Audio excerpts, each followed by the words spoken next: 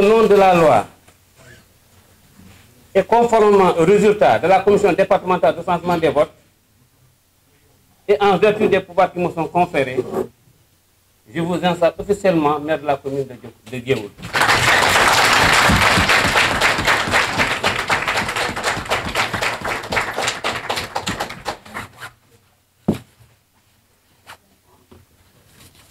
Donc, monsieur le maire, vous voilà investi dans vos fonctions de maire de la commune de Guéoul. Donc, je vous passe le flambeau. Mais je vais rappeler une petite chose. Dans ces cérémonies pareilles, le maire est assisté du plus âgé des conseillers et du plus jeune. Il s'est avéré que le plus âgé parmi les conseillers, c'est Fab Diallo. Et le plus jeune, c'est Abdoulaye Gueye. Donc il faut qu'il s'approche de la table.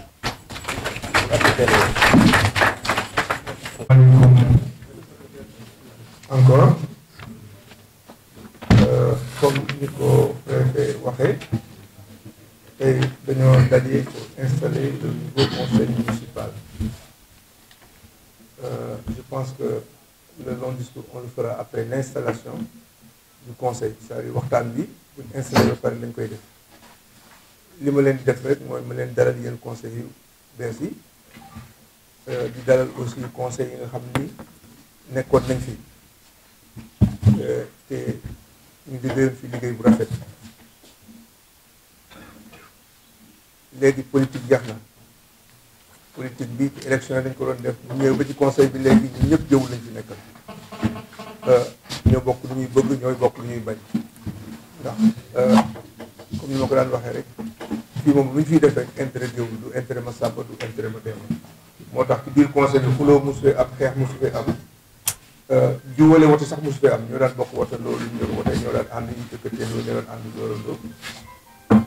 may gërëm aussi population Géoul bi confiance bi nga xam ni jox nañ ma ko encore parce que quand même tey la ñeenteelu yoon ñeenteelu mandat loolu yombul loolu confiance dëgg moo koy may di dal aussi opposition bi di leen wax ni kër gi ñoo ko bokk kenn ëppalewu leen ci ñun ñëpp ñoo ko bokk ndax ñun ñëpp Géoul moo ñu fi indi mu ñu dem rek àggale suñu installation suñu vote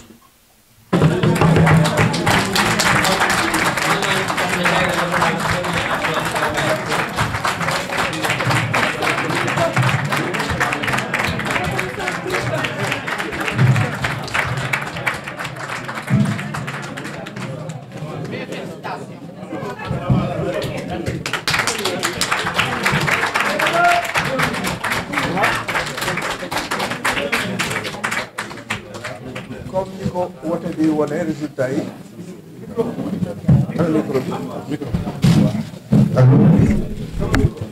comme ni ko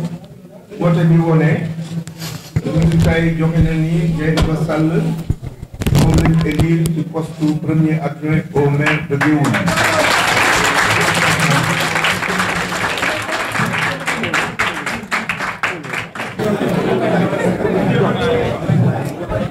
comme ni ma ko loi bi santé maa ngi déclaré ne Dieynaba mooy premier adjoint maire Géoul ci mandat bi di ko takkal raaya bi di ko yoon di wax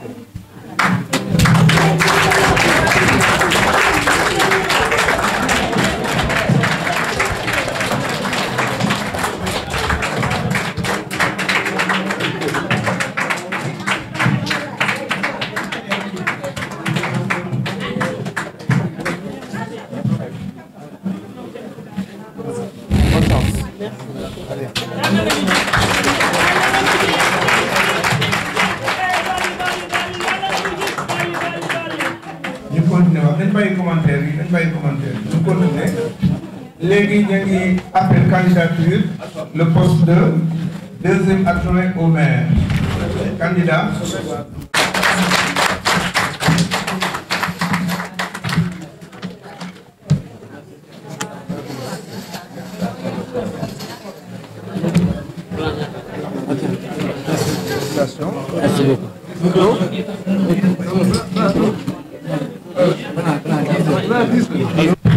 résultat vote bi joxe Abdourahmane Diop élire nañ ko deuxième adjoint au maire de la commune de Géoul.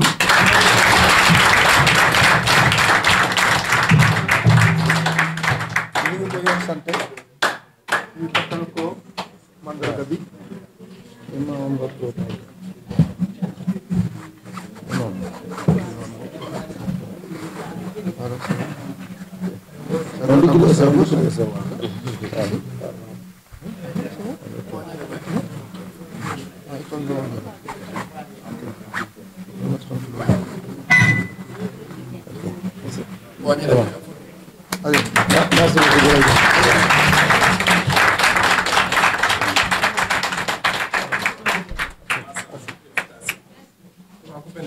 courant coupé na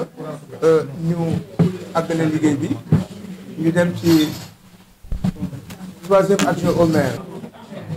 madame Mbodj mooy nekk troisième adjoint au maire de la commune de Géoul.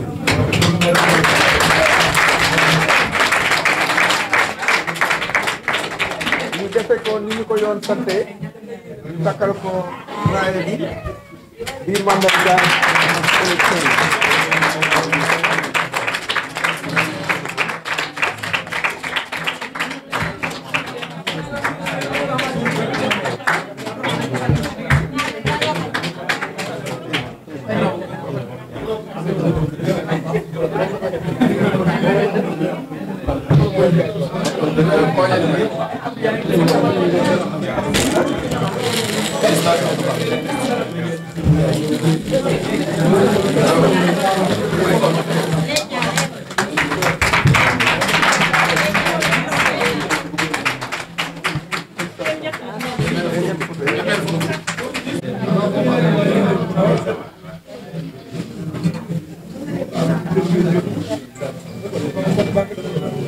musu fi am xuloo musu am xeex dañ koy wax ni ñu koy waxee teewul nag kenn daawul may sax sa morom dara waaye vote bi ñëwee ñu wote règle de jeu ñu def ko yéen tamit yéen a ngi doog a ñëw yéen ñii muy que ce soit ñii ñu bari ñu bees lañu. addina xam nga lu koy doxal mooy ay règle nit ñi respecté ko moo koy doxal ndax kenn ëppul kenn droit lu waay di jaay xam-xam am na ku la gën a xam surtout droit loi boo ñëw professeur droit bi naan lii la beneen professeur ne du loolu waxuma la ak ñun nag donc il faut ñu reconnaître les règles du jeu su mairie ne lii la am nañu mën a bañ a d'accord su préfet ne lii la am nañu mën a d'accord waaye moo ñuy tënk waaye taxul mu am dëgg de su ngeen ku amee ñu d'accordul ñu dem conseil d'état bu amul dëgg ñu dindi ko foofu la mbax nay benn waaye fii kenn mënu ko fi régler jarul xulo kenn mënu ko fi régler kon règle de jeu yi il faut que ñëpp respecté ko loolu mooy li nga xam ne moo am solo bi ci des mooy da ngeen ñu bari dañuy doog agsi mais man wóor na ne bu ngeen doxalee tuuti yéen ñëpp da ngeen juboo yéen ñëpp da ngeen bokk di def li ngeen def di ko dindeendoo parce que ñu bari dañuy xam li xew li ñuy yaakaar ak li xew dafa dul bokk waaye bu ngeen ñëwee ba gis affaire bi di dox ngeen ciy ànd di xool bu yàggee ñëppay xam bu yàggee ñëppay comprendre comment ça fonctionne bu yàggee lépp day dox comme sur des rails. jeunes yi bari nañ fi aussi ci direction bi di ngeen mën a juboo man daal li ma leen di souhaiter mooy ngeen ànd liggéey ngeen juboo lu ngeen def rek ngeen def ko pour intérêt Géoul fii politique jeex na kii fii la bokk ak ci amul solo ñun ñëpp Géoul moo ñu yëkkati beneen bi itam ma bëgg ma koy wax toujours mais politique du tax a xuloo xeex mën naa bañ a d'accord mais du xuloo xeex du ma la gis di la woon ne dama laa bañ wala bëgg naa la tey yi man su ma dee yéen ñëpp da ngeen may julli yóbbu Adramé ngeen dee yéen ñëpp ma yóbbu leen Adramé pourquoi ñuy xuloo ci ay politique yu ma xamul et loolu ñàkk fayda la nañu bokk ñun ñëpp xam ne Géoul lañ bëgg lu ñuy defar Géoul ñu bokk ci lu defarul Géoul ñu lànk ko ak fu mënti jógee di su fa Xalifa Ja indee loo xam du intérêt Géoul lànk leen yéen ñi ma àndal waxuma la ak yéen ñi mais bu dee intérêt Géoul la ci ñëpp ànd waaye ba ma fi commencé ba léegi mosuma fi indi dara ñu ne lii du intérêt Géoul man mosuma faral benn doomu Géoul ñi ma àndal mosuñu am benn avantage ci mairie bi mosuma may kenn benn mètre carré ci suuf ñii fi ñu àndal ñii bourse familiale yi nga xam dañ koy joxe maire yëpp di ko politiquer Sénégal musuma koo politiquer musuma jël benn nit may ko bourse amul kenn koo xam donc may na ko bourse Abdourahmane mii ñi ma àndal amuñu kenn ku ñu am droit may ko bourse bourse yi bu ñëwee dañ naan leen dem leen ca gox ba président chef de quartier bi président de quartier bi ñu dajaloo entre ñoom ñu woote seen biir ñu xool ñu ko yeeyoo ñu jox leen ko man dama ne leen bourse jàmbur ku ko jël ka ko yeeyoo joxuloo ko yaa yor ak ji yaa ko yor waaye man Khalifa ji duma ko yor kenn loolu mooy commune loolu mooy conseil ñun la waa dëkk bi tànn pour def lu baax ci dëkk bi loolu bu ñu ko fàtte yéen ñii ñëpp ku nekk policier nga ci dëkk bi ku nekk fa nga nekk da ngay représenter commune bi ku fa gis lu jaaduwul nga lànk ko ku fa gis lu jaaduwul nga lànk ko bu ngeen gisee maire def lu jaaduwul wala ku ànd ak maire def lu jaaduwul lànk leen ko te ku fi ànd ak man def ko bu ngeen ko lànkee bu ngeen ñëwee ci man yéen lay faral loolu il faut que ce soit clair man nekkuma pour ma sàmb nekkuma pour ma demba li may def pour xeet wi la pour askan wi la bugguma kenn fay ma ci nag yàlla lay ñaan mu fay ma ndax su ma yàlla fayul ci géewul man ma perte loolu il faut mu leer ni maa ngi la séance. waaw ba léegi ñu ngi fii ci maire bi ci li nga xam ne moom mooy élection yi ñu doon def fii ci candidat monsieur le maire Khalifa Dia mi ñu doon xam ne mu lañ doon samp tey ñu janoo ki nga xam ne mooy adjointe di maire bu Géoul di Dieynaba Sall di premier adjoint di Dieynaba Sall moom lañ janool nii tey mooy premier adjoint bi Dieynaba Sall ñu ngi lay nuyu. maa ngi leen di fay Alpha di wax auzu billahi mina sheytaani rajim di jillu yi ci sama borom sant Seydina Mohamed sangu-sang yi gërëm tamit samay ñaari waajur suñu jataay bi fii nag tey defe naa moom wër na réew mi sax laay wax du Géoul rek ñu doon installé le conseil municipal au niveau de la mairie de Géoul yàlla def ñu def ma première adjointe mais nag lii moom defe naa mën naa am sama nomination wala sama élection nit ñi war nañ cee mën a wax mais tey dañuy wax gàcce ngalaama monsieur le maire Khalifa Dia puisque il n'a pas dérogé à la règle de la parité loolu moo tax man tey ñu jiital ko moom en tant que maire de la commune de Géoul ñu toftal ci une femme yàlla def nit ñi porter seen choix ci man ñu def élection ma remporté ko nag largement kon nag ñun dañ naan rek li waroon nekk daal Khalifa Dia teg na ko ci yoon doxal nañ li nga xam ni loolu la loi bi wax appliqué nañ tamit le décret moo tax tey jii dañuy delloo njukkal ñi nga xam ne ñoom ñoo fi nekkoon ci biir salle bi suñu ay naataango di suñu ay collègues conseillers mais tamit di rendre grâce à la population de Géoul puisque bi ñu tàllalee ñoom ñoo ñu fal tey suñu liste majoritaire jàll ba ñu mën a ñëw fii tey di représenter la population kon nag man samay remerciement duma ko am ñu ma koy kii dama koy beral waa Géoul yëpp la population géouloise ku ma bokkaloon liste ku ma bokkalul woon liste suñuy adversaire di leen wax ni nag dañ leen di tendre la main puisque xam nañ ni li ñu jox ni sacerdoce la yombul liggéeyal population yombul puisque bokk naa ci équipe sortante bi kon lu bëri am naa ci imprégnation te xam naa ni affaire bi du ay toog rek c'est un travail colossal mais un travail d'équipe boo xam ne ñun ñi nga xam ne ñun ñoo bokk ci conseil bi yëpp war nañoo laxasuwaat ndax dañ ñoo wóolu ba teg lii ci suñu loxo kon nag dañuy ñaan rek li nga xam loolu lañ yaakaar ba jox ñu lii yàlla nañu yàlla may kattan bi may ñu tal ko may ñu mën-mën gi ba nga xam ne du ñu décevoir.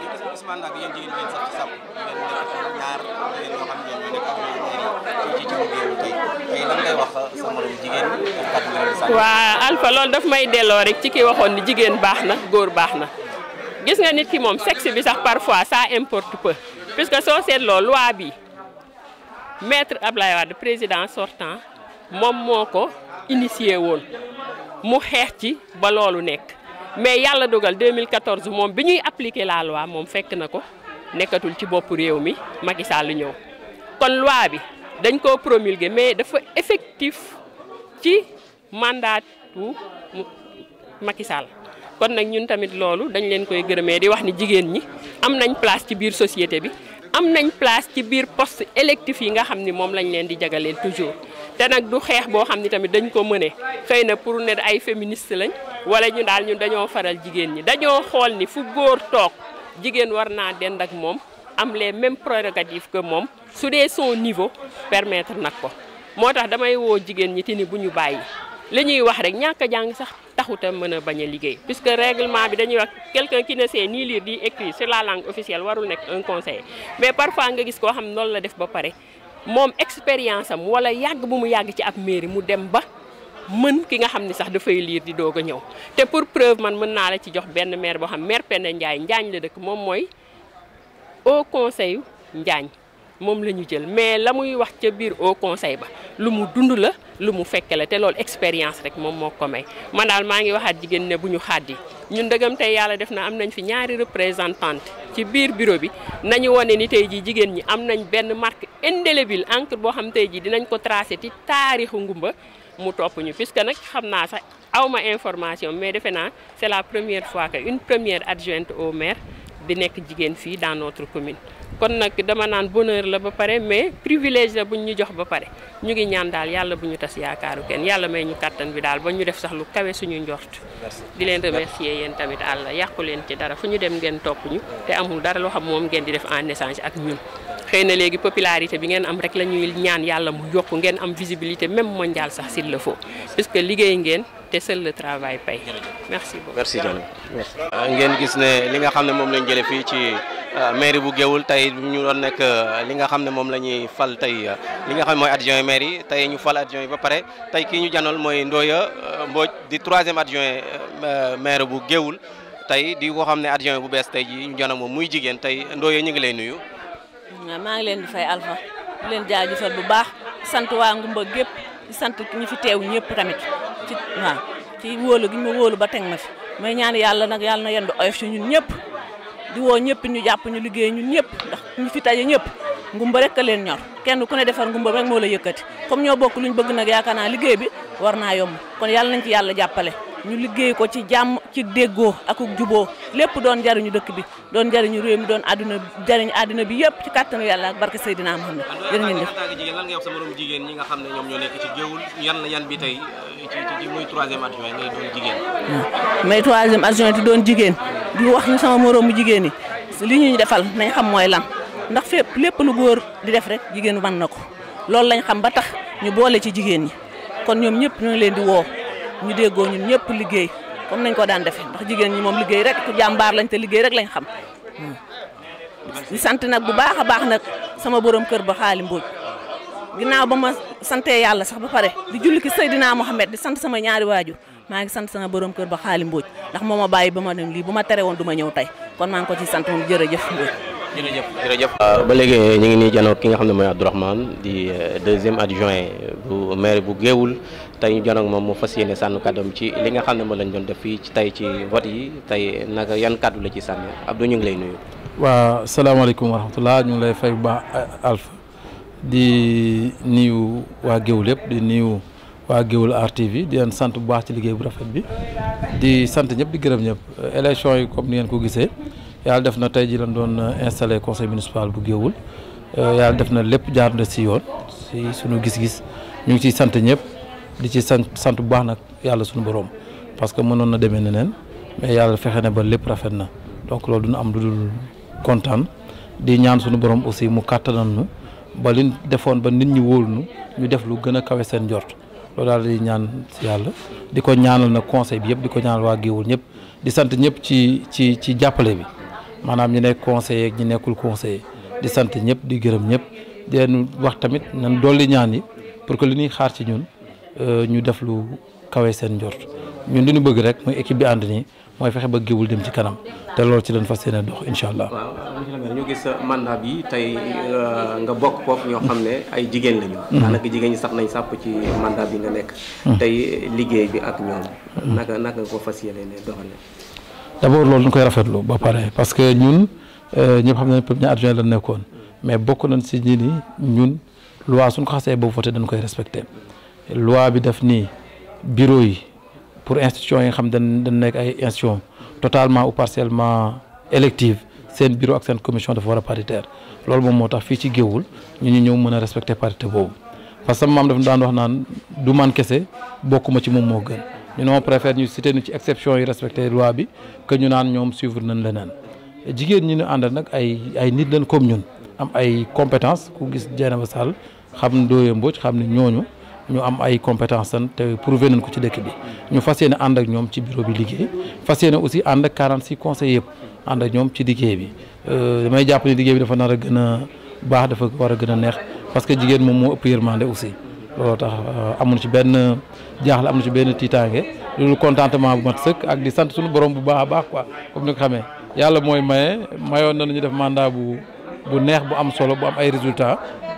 fi nu jëm jàpp na ni moom moo war a gën a daax incha allah. tëjee wax xanaa santaat rek santaat yàlla bu baax julli ci yonent bi sallallahu alayhi wa sallam sant aussi suñu ñaari waajur bu baax a baax sant Seydi Alioune Boy bi nu yar sant sama mbokk yëpp sant waa Géoul yëpp sama ay mbokk fii ci Géoul sama ay mbokk fële ci Waalo ak yëpp comme ça ma santu mbër daal sant leen yéen ñëpp di sàkku tàllaat loxo ñëpp di ko tàllal d'abord suñu borom di ko tàllal aussi askan pour ñëpp ñaanal nu ba li ñuy xaar ci ñun ñu gis lu kawe seen njort te lépp nekk lu rafet jërëjëf. macha allah jërëjëf.